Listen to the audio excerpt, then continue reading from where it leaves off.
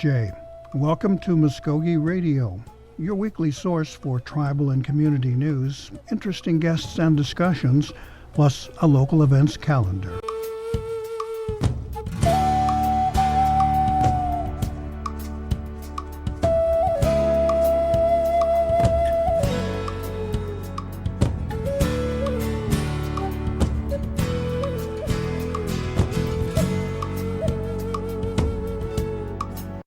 It's Jay, Stongo, Gary Fife, Joe Jifkados, so Mvskoke Radio, the darn mask, Mvskoke Radio, Mabu Hedgewedskis. Welcome to our program. We appreciate you checking us out and coming in to join us today. Seasons are changing now. We are in December. We're looking at the cold part of the year. And big holidays coming up towards the end of the month, which will play further disaster with the schedule of this show, I'm sure. We have a couple of things we'll be sharing with you today. We have Mr. Bob Harmon, who is the author of a book called Moses' Prayer for Easter, and we'll be discussing that. Our colleague Morgan Taylor's in here to do that interview and let me join in. Second half of the program, if you heard it in the news, we've had our second chief was a, we're going to call it a victim.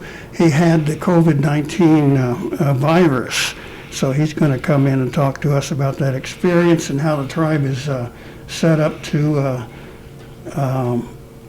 deal with that, and if we've got any word on any vaccines coming up. But let's get on with it. First of all, Morgan, you want to take it over right now? Here's Jay, everybody. Hope everybody's doing well today. I'm here with Robert Bob Harmon. He is an author of A Moses' Prayer for Easter. Like Gary said, this is his first publication. And so, how are you doing today, Bob? Doing great. I'm thrilled to be here. It took me a minute to find the place, but I'm glad to be here. Well, I'm glad you found us. So do you want to tell us about your book? What's it about?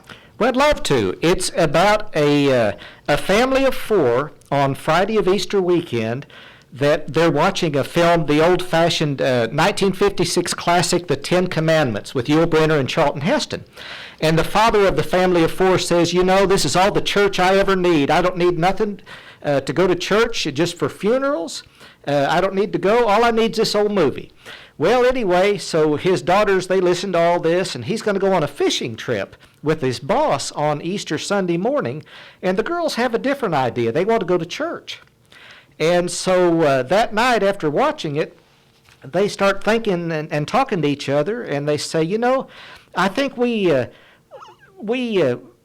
to pray that God helps us get to church. And you know what? We might have the plagues happen to Dad to change his mind, kind of like Pharaoh, not to hurt him, just to change his mind. Right.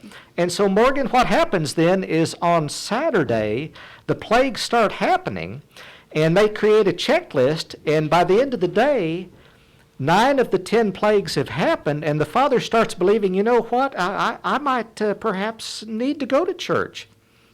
So their plan starts working. Their plan starts working, exactly. Okay, so what inspired you to write this book? Well, it's very strange, the circumstances happening to this, and my wife said she gets tingles when she thinks about how God has helped with this. I was originally writing 2 different Westerns. I love entertainment. I have to say what you and Gary are doing has been a dream of mine. I've always loved newspaper and radio, and everything you all do I think is phenomenal. We have a lot of fun. Oh, I bet you guys do. Until you see your paycheck. Take your vow of poverty first. Well, so I was writing some Westerns, and I've also I dearly love to watch movies. Mm-hmm. And so I was writing these Westerns and have for off and on for years and haven't got anywhere with any of this. And I started, my wife, I dragged her actually to a Christian writing conference in Michigan, and I promised if she could see some vacation tourism things, she'd let me go back to school, which sounds awfully stupid, but that's what I wanted to go do. And so we did that, and what I'm saying is, so I got back from that, and I thought if I'm ever going to have an independent filmmaker make a film, I better have something with very few things, not fancy westerns and horses, but something small, and that's what I developed, something with just a church and a house. And lo and behold, I had a screenwriter get a hold of me this summer, and he wanted to turn it into a feature film. Okay, so what is your connection here with some of the Mvskoke tradition or culture? Well, my connection to that, my grandmother, she had a one-room schoolhouse that was on her house on Highway 9 between Dustin and Eufaula. Okay, so in the reservation. Yes, and I grew up ranching cows. I was a city boy that came to the country most every weekend. So some of this comes a little bit natural with going to church, mostly for funerals, because a lot of times that's what we did, although there was times we still went to church. I also worked at Creek Nation Bingo from 88 to 91, and really loved that because I really got to know a lot of Creek people. Okay, all right. And you yourself are Creek. Yes. So this is, your book writing is something, and your writing in particular is just something that you kind of have done as a hobby, right? Exactly. And so this was your first big break. This is my first big break, and the fact that I'm getting a book published with another author too that's done it, and that I'm getting a movie made is just thrilling to me. So there's a big star going to be in your movie, correct? Yes, I appreciate you asking about that. Dean Cain, who used to be in old Superman movies with Terry Hatcher, is going to be one of the main ones in it. That's pretty exciting. I mean, for you to just jump into this and then have a big star, how does that make you feel? Oh, I think it's phenomenal. I got to tell you, I entered a lot of contests and mostly failed. So to have this happen was just a huge blessing. And the thing is, they're actually filming it this week. Wow. How long do you think it'll take? Did they give you a timeline? Yes, they did. He hopes to have it up and running, the whole film completed, before the end of this month. Wow. So that's kind of quick. It's like the old days of Hollywood. I couldn't believe it. Yeah. Let me jump in here with this question. I always like to know what motivates people. And what was the inspiration behind this particular publication, this book? I mean, what was the spark that got you going there? Well, I tell you, this is the strangest thing ever. Our kids, my wife and I have twin daughters, and they were out of country for some little schooling event, and I got to missing them very deeply and thinking about them when they were small children. And that really got me started. Nothing's more precious than young children, and especially at this time of year. And so it just happened the book got published now, but that's really what got this going, was my thoughts of them as a young family, and having different things happen to the father, which if you're a father of young girls, that happens often anyway. There you go. Did that story present itself as entirety, or did it develop as you got into the process? There was something that triggered the plagues, and so the basic outline of the story, yes, Gary, it got going pretty quick with that. But then I had to get, in my opinion, really get creative to get all the plagues in there and not make it just like, okay, here's the next one. Try to get creative and kind of hide them in there. And then once I wrote and rewrote several times, I finally took the plagues and italicized them, so I make sure that I still had 10. So, how did you make was it the Arkansas River? How did you make that red? I hadn't thought about it, because it could be red normally, or depending on what's flooded or whatever at that time. You got it if you ever try to get it out of a white shirt. Yeah. Well, in this story, everything's on a smaller scale, and so the first plague that happens, the father's in there cutting up apples for a snack, and he's drinking a glass of water, and the girls have their checklist, and so he's peeling the apples with the knife, and he cuts his finger, and it starts dripping a little bit of blood into the glass, and one of the girls leans toward the other, and she goes, "Oh, look, that's the first plague." And so it's little simple things like that where you're having fun, but you're also knowing the Bible, and by golly, by the time they read the book, they're going to know the 10 plagues. So how long have you been writing? Your whole life, or did this start at a certain time of your life, or? Oh, that's an excellent question. I've actually been working on a Western where I hope to have a Creek Indian be the hero of it, and I'm still working on that one, but it's going to be if you ever make it into a movie, it's going to cost more. Right. So that started in So that started in 2005, and I'm going to get back to that project now that I've been so blessed with this one. Oh, wow. So some of these projects can take a long time. Oh, longer than you would want, yes. Yeah. But between trying to, I help run a business. Right. And between that and just, trying to help with the house cleaning, and my wife, who's out watching me from the van, swears I don't do good enough, so there you are. Oh, I don't want to go anywhere near that. No, amen. No, I have to. Please go into something else. Yeah, I have to go home through the back door or something like that. So you help run a family business, right? Yes. Y'all are in oil and gas. Yes, So we does do. that take up a lot of your time? It takes a tremendous amount of time, yes.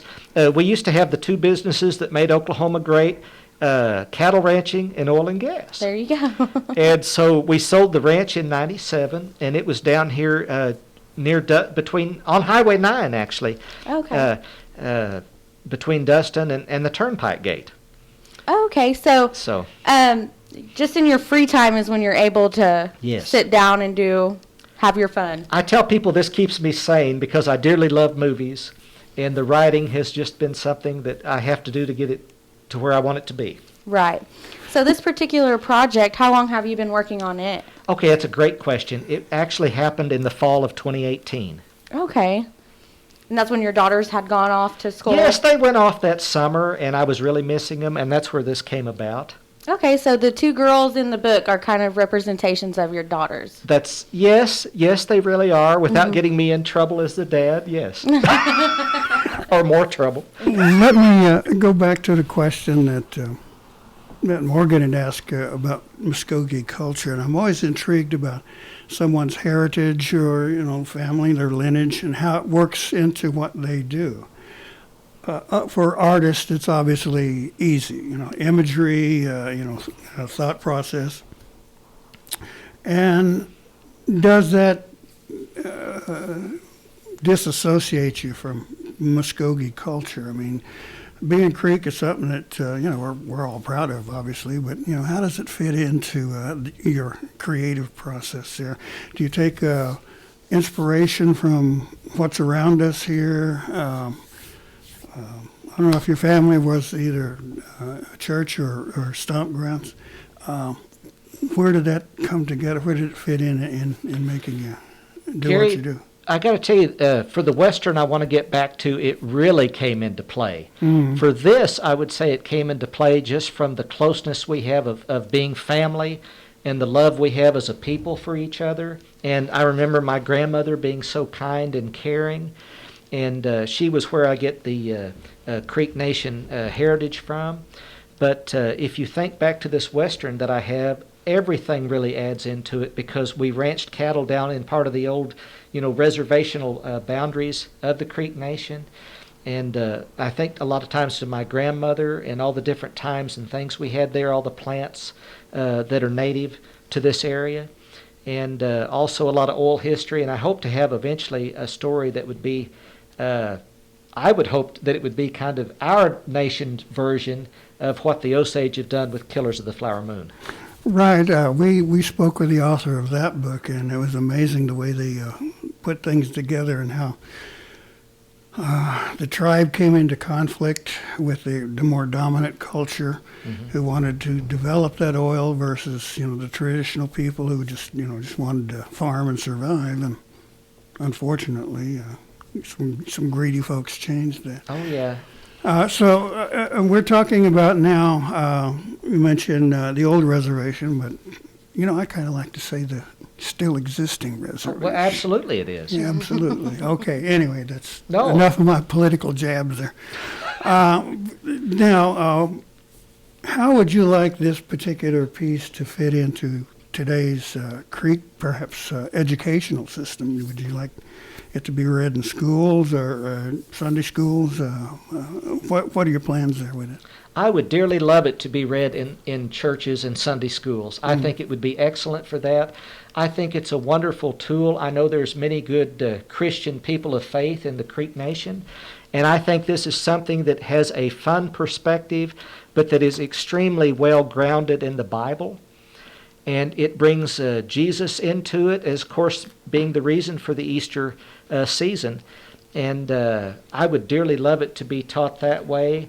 And my book is more toward young families. The film is going to be more geared toward all ages. Mm-hmm. I definitely think wait, it's before relatable. you get off, one more that I just got to ask. So it could have a spot perhaps in the season coming of the Easter pageants and things? Oh, absolutely. Yeah, I just got some new Roman armor so I could go along and chase Christ, I guess. Anyway, I got that plug in for my Halloween outfit anyway.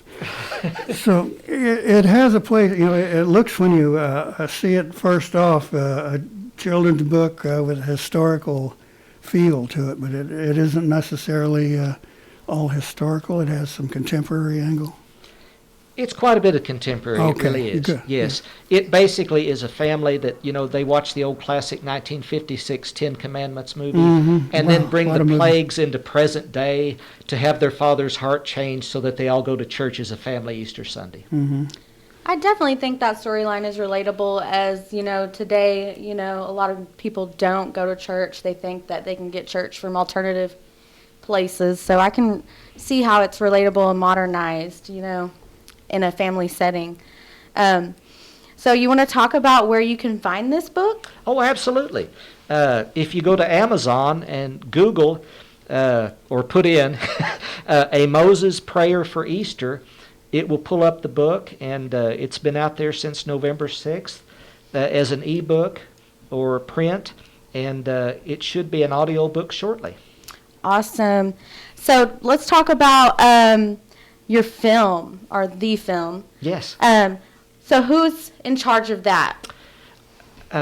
It's a company called JC Films. And at first I thought it stood for Jesus Christ, which I guess it could. It depends on the director. It'd be perfect for it, wouldn't it? His name is Jason Campbell.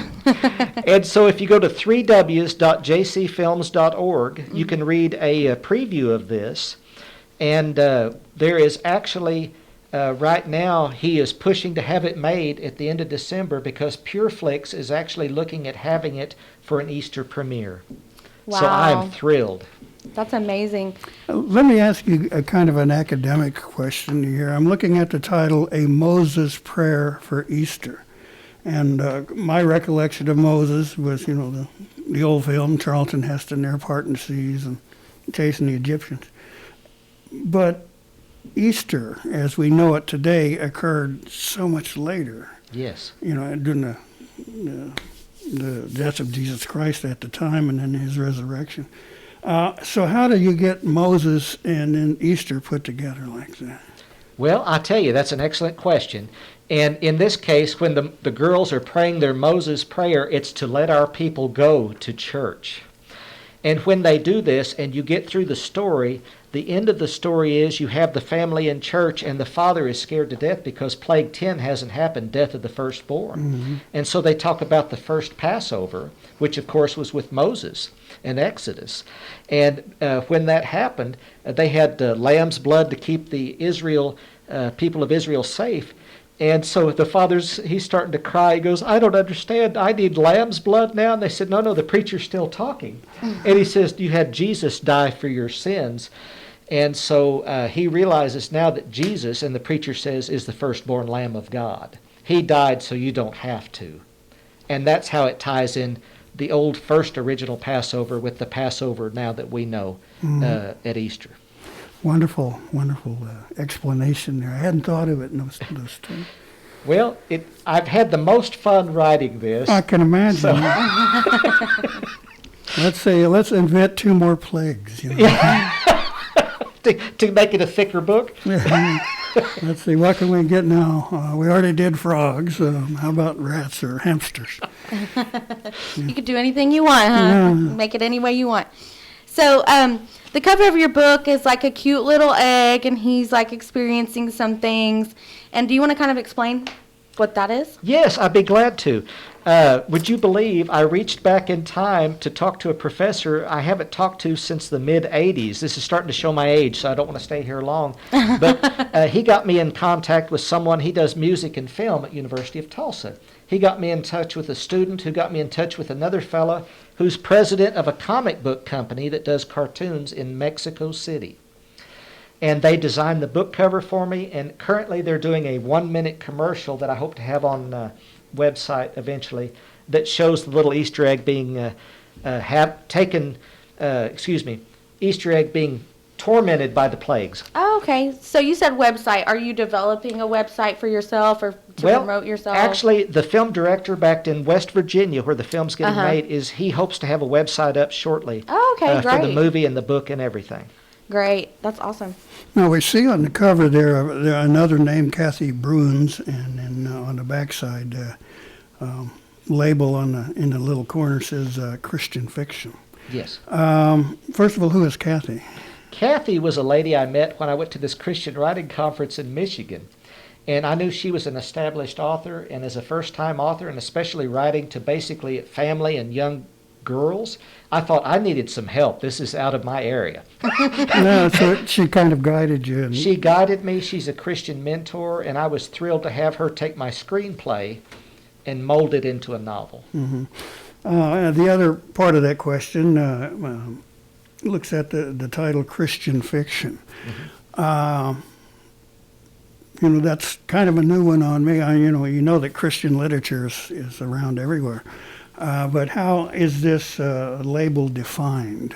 Is it all have to be about Jesus and the Lamb of God and this sort of thing, or does it reach into today's world, today's church, perhaps? Gary, how would you define that? Gary, you ask awesome questions. I'll do the best I can. It might be worth an extra $5 for me. I really believe that, like a lot of secular fiction, Christian fiction, it should be lots of different marketing to different audiences. Mm-hmm. While they are Christian audiences, you have different age groups and sexes and things that are looking for different kinds of material. And what I have created here is something that I believe is fun, but also that has a powerful Bible message. Mm-hmm. Then you see many of the shows on TV, some of them see come with a price tag, and it kind of turns me off. But others are having a good time, and like the young audiences and the music they're listening to, that's been, it sounds rock, but it's adapted to spreading this word. Right. And so you see something like this. Now, is it meant to appeal to a young group like that, or more established conservative families? I would say conservative families and young adults is what this book would be geared towards. And, of course, the movie, he's very wise, and he's trying to get it adapted and changed it up to where it actually reaches all ages. Mm-hmm. Do you expect the movie to have a big effect in the audience's, change of heart, like you said, that the father had? We are truly believing that. Yes, we are, because Jason Campbell, who's over the film, he really believes that he's hoping that it'll change some Easter traditions. And there's such things as resurrection eggs and all these kind of different little things that and I had to go Google it because I didn't even know what it was. Mm-hmm. And so just trying to bring back more of the church, and even though you have Easter eggs and different things, make sure people know the real reason for the season. Well, that's where I was leading or listening to you and being kind of led in that direction. So many of the traditions, quote unquote, today have absolutely nothing to do with the Christian faith. The Easter eggs and Peter Cottontail and all of that. I don't know, maybe there is, but I don't see it. I see the commercialism and, go out and buy new clothes or whatever, big bag full of Peeps, that you spread all over the floor. So does this book fit into any of that? Does it condemn it? How does it or does it even take a stance, would you say? It does take a stance right at the end, especially with the preacher, saying, if you're here for Easter and you know that Easter egg hunting and clothes buying and all that, is very popular, but the real reason of the season is Jesus' death and then resurrection from the cross. Mm-hmm. And that is approached in here.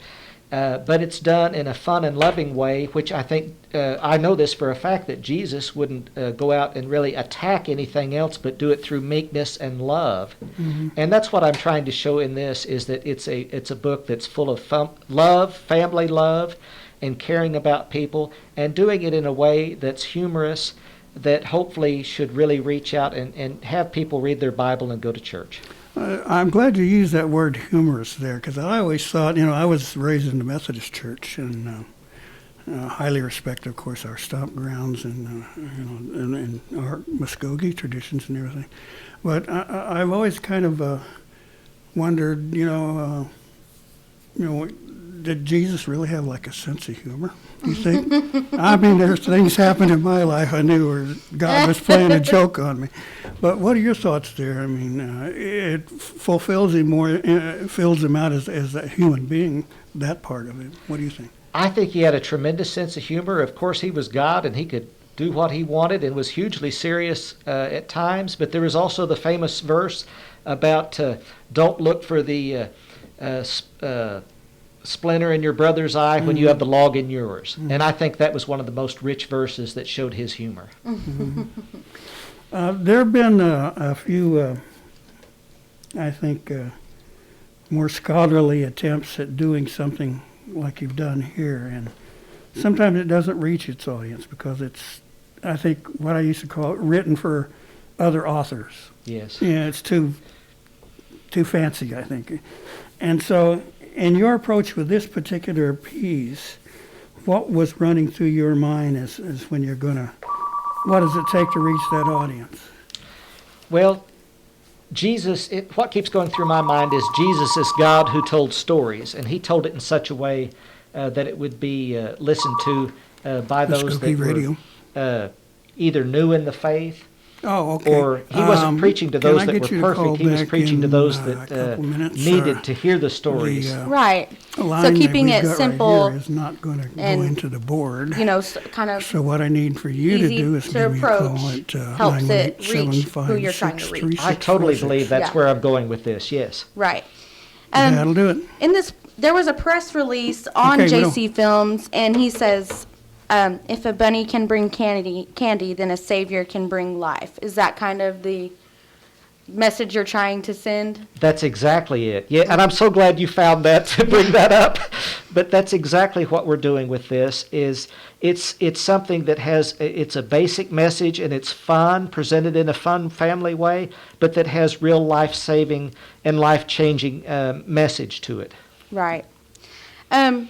So you said that you brought a few that you'd like to give away, a few books, right? Sure. Gary, how do we want to give these books away? How do we do that? Well, we if you just heard, our next guest just called in, and we kind of bled in on this interview. Perhaps they could give us a call here on the cell phone. Do you want to give them my number? Why don't we do that? You want to give them my office number? Yeah. Okay. And, my office number, guys, if you guys want one of these books, they're kids' books. They're really cute. My son's birthday is tomorrow, and I'm going to give him it as a gift. My office number is 918-732-7644. They're perfect gifts for the holidays, for the Jesus holidays, and for the upcoming Easter holiday. And an educational tool. And educational. Read it. Have them read it to you. Share that experience. Is there anything else you'd like to add today, Bob? No, I think you've covered everything excellently, and I appreciate so much both of your time. Yeah, no problem. Somebody keeps calling. Okay. Well, we're glad that you were here today. Thank you so much. Thank you. We're going to take a short break, guys.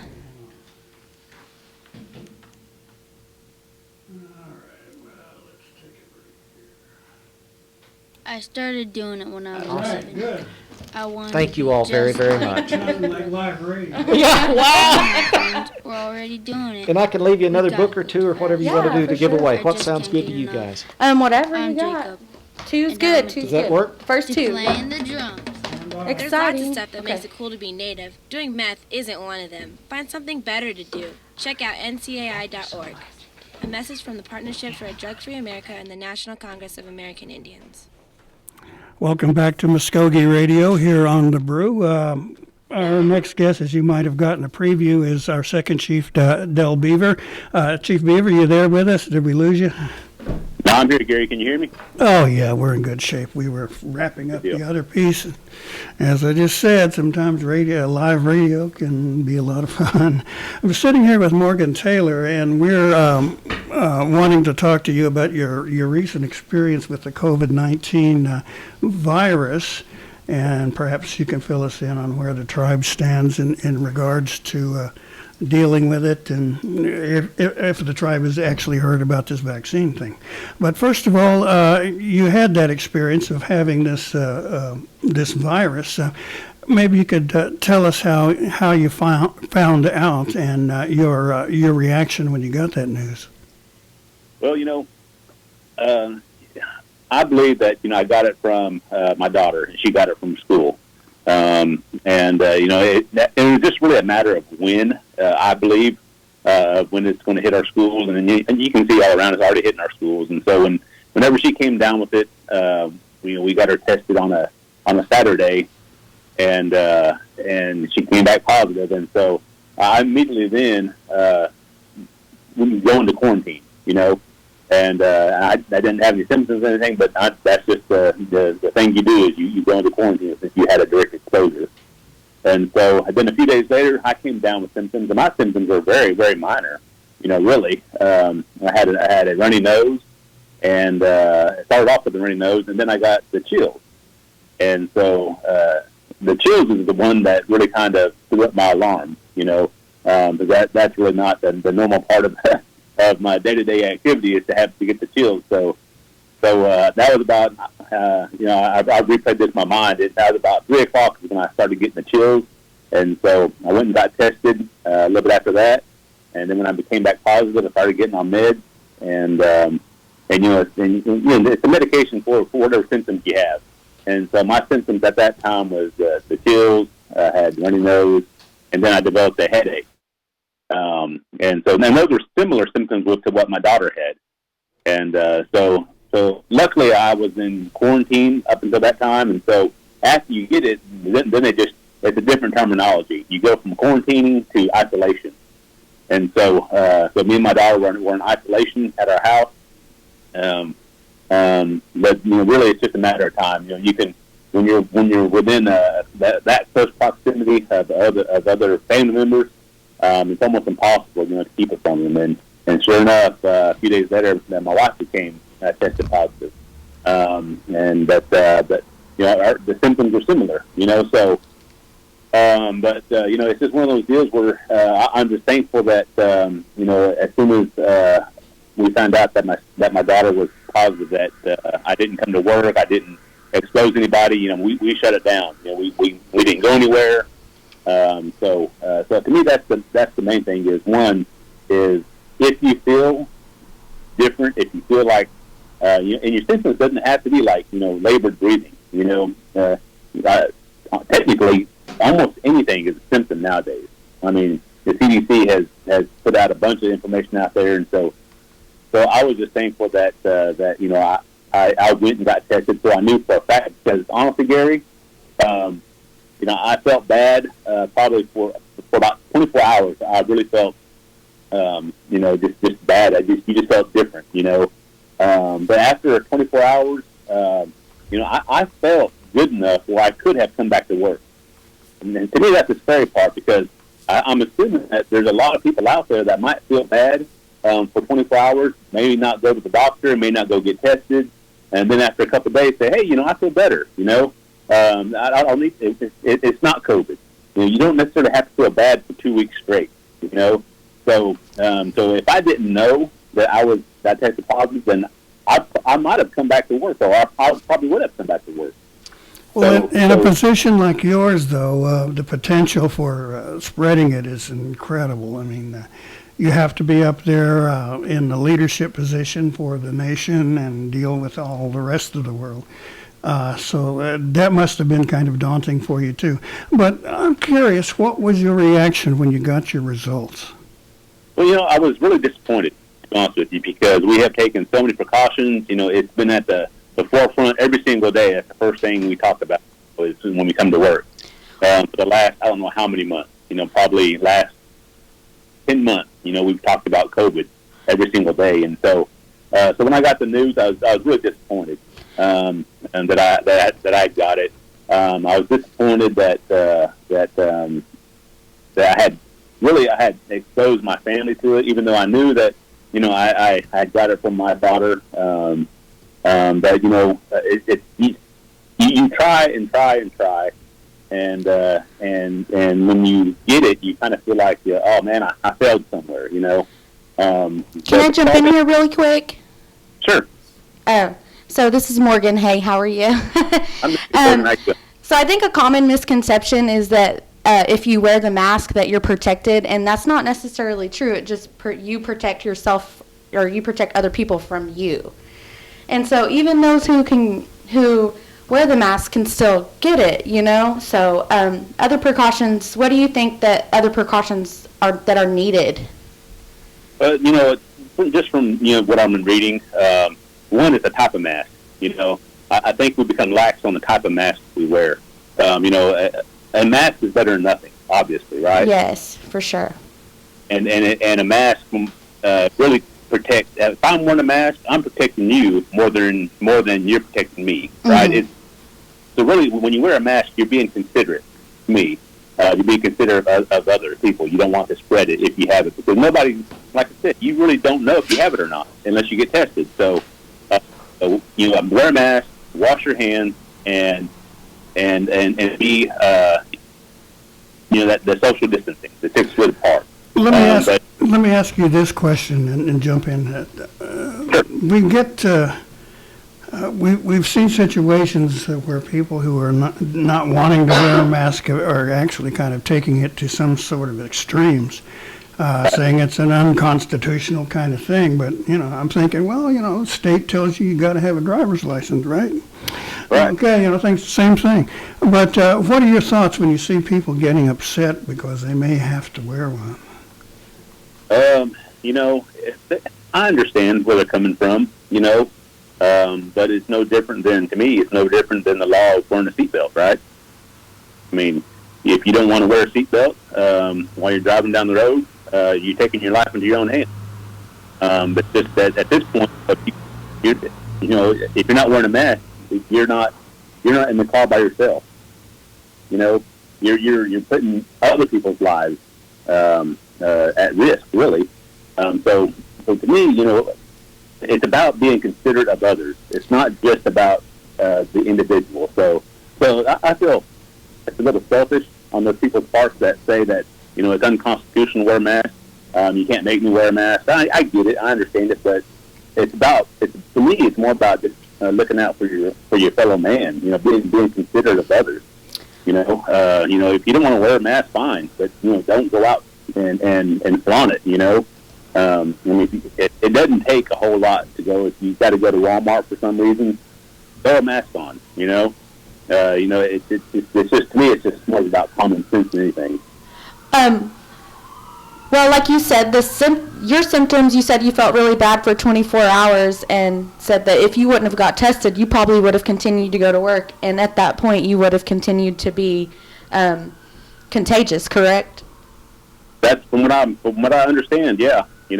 And so to me, that is the scary part, that there is people out there that probably have similar stories to mine, that felt bad. Maybe they felt bad on a Friday or a Saturday, and say, well, I'll give it the weekend, and I'll go get tested Monday. But if they're feeling better by Monday, they're thinking, well, I can go to work. But that's kind of the mentality, the old mentality, right? A lot of us, have the mentality. If you're not, if your legs ain't broke, you go to work. Yeah, that's true. So that's kind of the way I felt. If I'm not, if I'm not bedridden, then you get up and go to work. But so that to me, so we have to have during this pandemic, we got to have a kind of a different mind frame. You can't be too cautious with this thing. Right. Because say you go to work and you're still contagious, and how many people did you infect?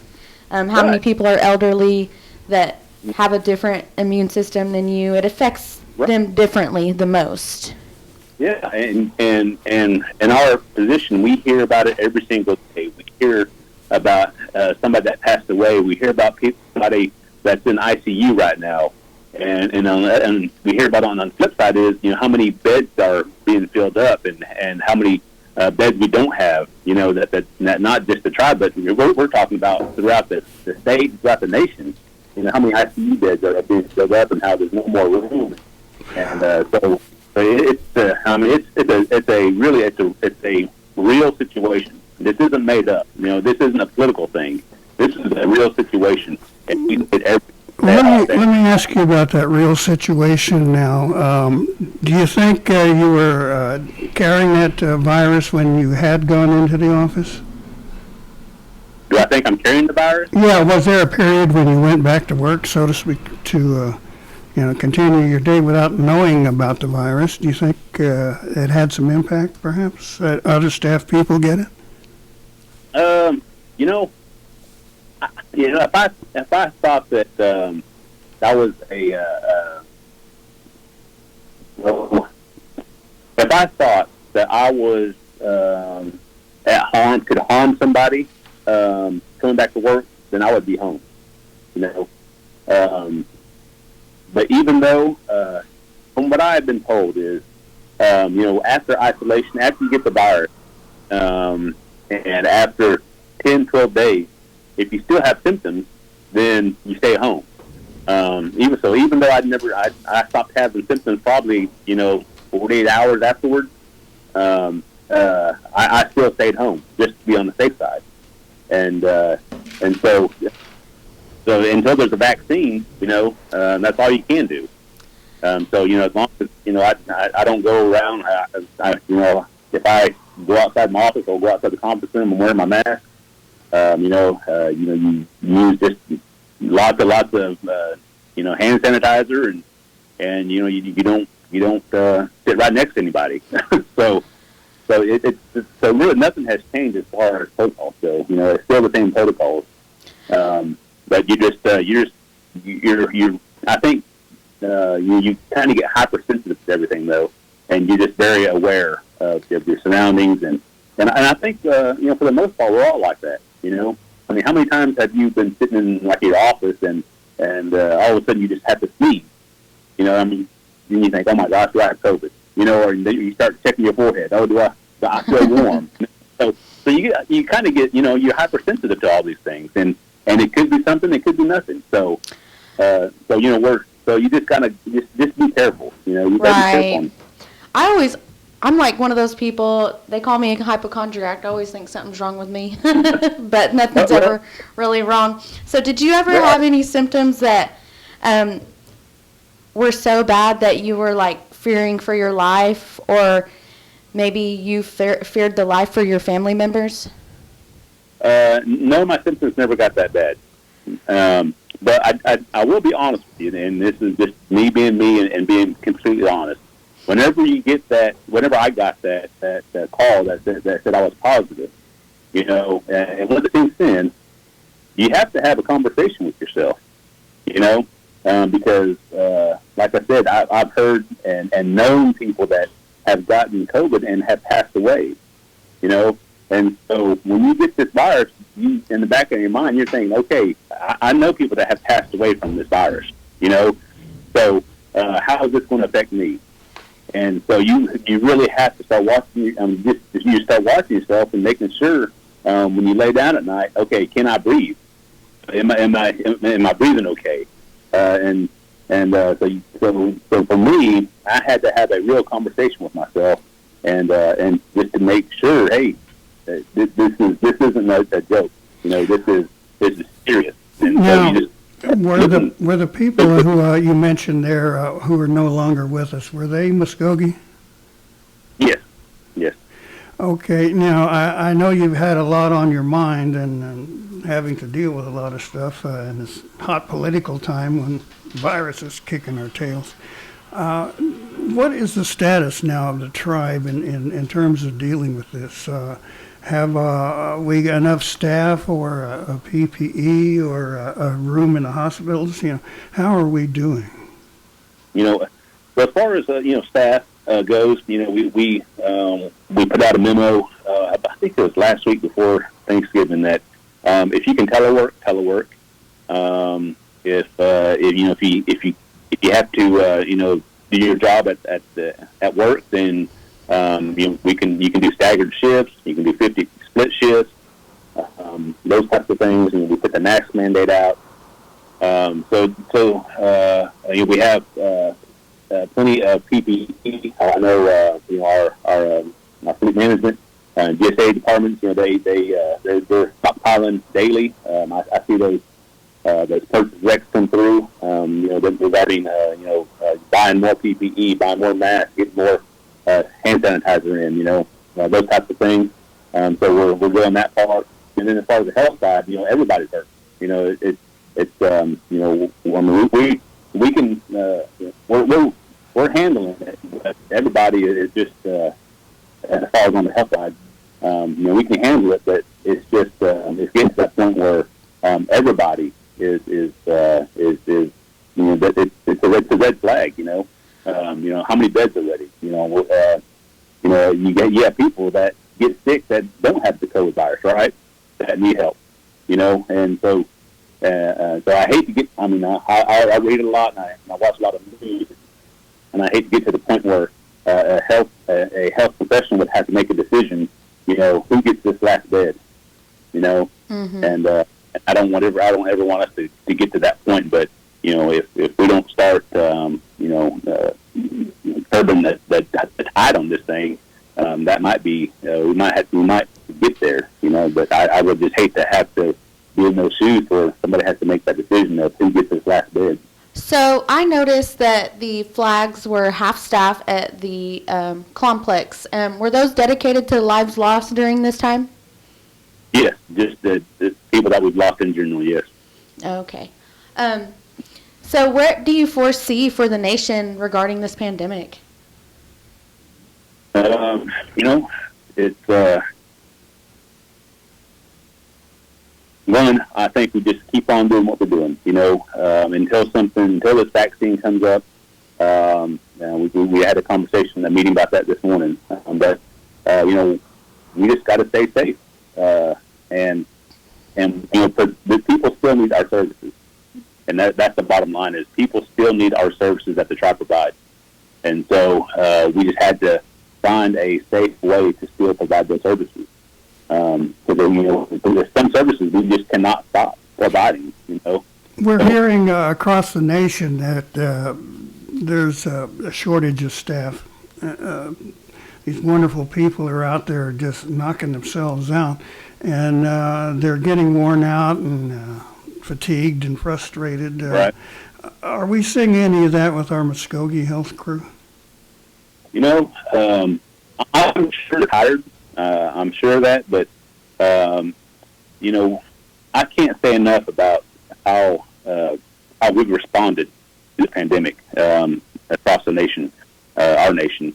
Our health system has, to me, has always been like a step ahead of this of responding to this pandemic, and our employees have responded well to this pandemic. But everybody gets tired. Everybody has a breaking point. Everybody has a day where they don't feel like going to work. Because we're human.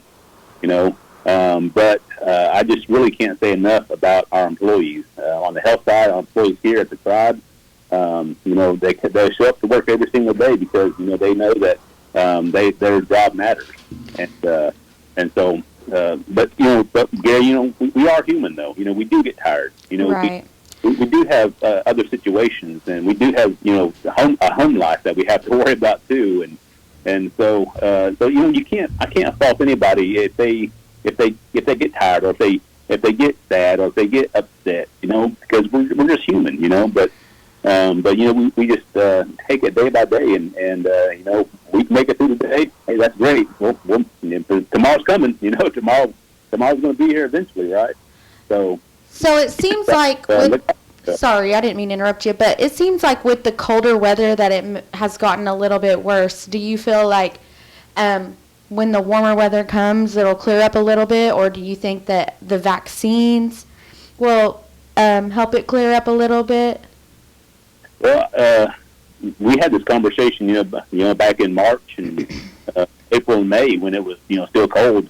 That hey, hopefully when summer gets here, it'll kill this virus, or it'll curb the virus like the flu season, right? But it hadn't happened. So really, when the cold weather gets here, you're going to throw the flu season on top of this. So I don't see it being the numbers going down. We spoke with some of your people a couple of weeks ago about possible combinations of COVID and flu, and the need for people to get their shots. And hopefully people will be paying attention to that. Now, but even in the last couple of days, we've seen major news outlets and headlines saying that some pharmaceutical companies have gotten to the point where they've developed vaccines that they're trying to get approved and lined up for distribution. And they were saying before Christmas, which would be a wonderful Christmas present, I'm sure. But have we heard any of that discussion coming our way? Has the Indian Health Service stepped up to the plate? What do you think, and what do you know? We have storage for vaccines. Right, yeah. So, yeah. That was a conversation we had this morning about the distribution of the vaccine, and I got CNN on in my office, and that they were talking about Pfizer. The Pfizer vaccine has already been flown out to certain places for delivery. So you hear different things. You hear the state state is looking at a certain amount of doses. But what about the tribes? How are the tribal nations their doses? Are they going to come through IHS, or does it come to the state? And I think that it'll come through IHS myself. I think that hasn't been determined yet, but it just makes more sense to me that these doses come directly from the feds to the tribes than to the state, and then to the tribes. This is where I have to really get skeptical, because we have heard really not very much at all from IHS regarding this pandemic. I've even tried to get in touch with the communications people in Oklahoma City about, what are they doing, what's the status, what can you tell us, and gotten a zero response, which kind of aggravates me, but being a skeptical reporter that I am. But do you think maybe what's it going to take then for them to step up to the plate? Do we have to go in and give them a boot in the backside, get a sick senator on them? What do you think? I wish I had that answer. I just don't know. Obviously, they know our situation. They know what's out there. I don't think anybody's trying to stick their head in the sand and say this is not here, but it's here. But I wish I've had those conversations. As far as how are they going to first it to the tribe? When are they going to first? How many doses are we getting? Those questions they might not know yet. They might know. Well, are we going to get? I always thought if you stick your head in the sand, it makes it awful easy for somebody to come along and kick your backside. That's right. All it does. So hopefully they'll kind of break out of their stupor and start formulating some plans and things like this. I'm kind of wondering if it's going to be like the flu vaccine. Some people get sick when they take the flu vaccine. So what would be who would you suggest would be the good audience for the? There's something going on, Do what? Sorry, you were cutting out. I'm sorry. I'm sure these conversations have been going on, about how to get these vaccines out and who gets what and how many, surely they have been. Yeah, I know personally I'm not gonna be a hamster for it, but I will do it if it goes well. I think I might be a little more adventurous and give it a shot. So, no pun intended there. Yeah, that's kind of been the running conversation is, are you going to get the vaccine, and I tell you what, even though my symptoms were minor, I don't want it again, True. So if it keeps me from getting it again, then, I think it might be worth it, Could be worse the next time. Exactly. So we just don't know enough about this virus yet. All right, Second Chief Beaver, we've got a minute or two left in the show. Is there a final thought or some advice or perhaps some suggestions you'd like to leave with our listeners? I would just like to say that, you can never be too careful. If you feel different, if you feel like you're coming down with symptoms, go get tested, It's much better to know than not to know, and so that's would be my word of advice is to if you feel like you coming down with something, if you don't feel quite right, go get tested. Call the hotline, do something. Don't wait. The longer you wait, the worse it can be. Not only for you, but for your family. And so that's the main thing is that during this time we got to watch out for one another. And make sure that we keep everybody safe, young and our elders. Okay, Second Chief Beaver, we want to thank you so much for making time. I know you've got lots to do, so we probably should get out of your way. Yeah, I got 11 o'clock call. Okay. Back to back. Thank you. Okay, Mado. Hey, thank you. Mado. Okay. Well, that was a wonderful conversation with our second chief who's been through this COVID experience, and luckily it was a mild one, he says. Yeah, luckily. We shed a little bit of light and then a little bit of dark on everybody today. Yeah, now, let me ask you, do you know anyone who's had COVID or has it right now? Or? I do, actually. So my cousin's kids, they got it, and they homeschool. So they're really not sure where they contracted it. But, so he's 5, the little boy that has it, and they have 3 other kids. Luckily, nobody else has got it, but they've been quarantining him. He's been wearing masks at home. He only felt bad for one day, but he's still was contagious. He's not anymore. So, yeah. Gosh, so far I've, myself and my immediate family and our relatives have not dealt Luckily, with it. Yeah. And I try and wear a mask, anytime I get out of the house and go to like the QT or whatever else. Yeah, I do too, and I don't really go anywhere, especially if I don't need to, any extra stops. I don't, the more you touch, the more germs. Mm-hmm. I was stopped in and got a muffin at the QT this morning, and I was wearing a mask, and a couple of other people were, but one of the employees was not. A couple of young laborer types came in, and they were not, and they kind of looked at me like, you wimp, For me, I thought, hey, wait a minute, take it easy. I'm trying to do my part. Yeah, I've noticed that even some employees at places are less and less wearing a mask. Last night I went to Walmart, and this guy, he was ringing the bell, to collect money, and he pulled his mask down, and I guess his nose was running, and he took his hand and went across his face, and I was like, okay, I'm not touching his box. Let's go into the other door or contribute to a different charity. Yeah. Let me do this real quick. Kind of a message from one of our sponsors here. Don't miss a weekend of hockey excitement as the Tulsa Oilers return to the BOK Friday, December 11th, and Saturday, December 12th. Cheer on the Oilers Friday night when they take on the Wichita Thunder, and then again on Saturdays against the Allen Americans. Puck drops at 7:05 p.m. on both nights.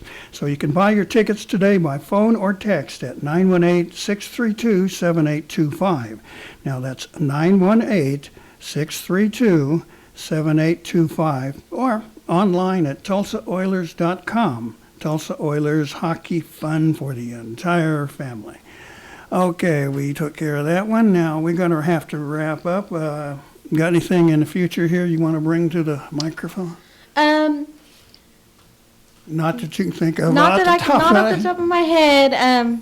I'm sure some things will pop up. I'm hoping some interesting stuff will happen. Well, actually, I did have some luck this morning. We have a Mvskoke chef who's going to be coming to talk about holiday foods. Oh, wow, that'll be fun. And he tries to be traditional then.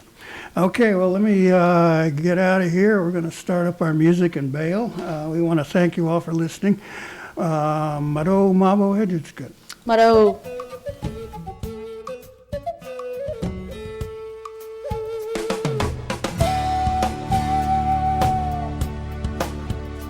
You've been listening to Mvskoke Radio.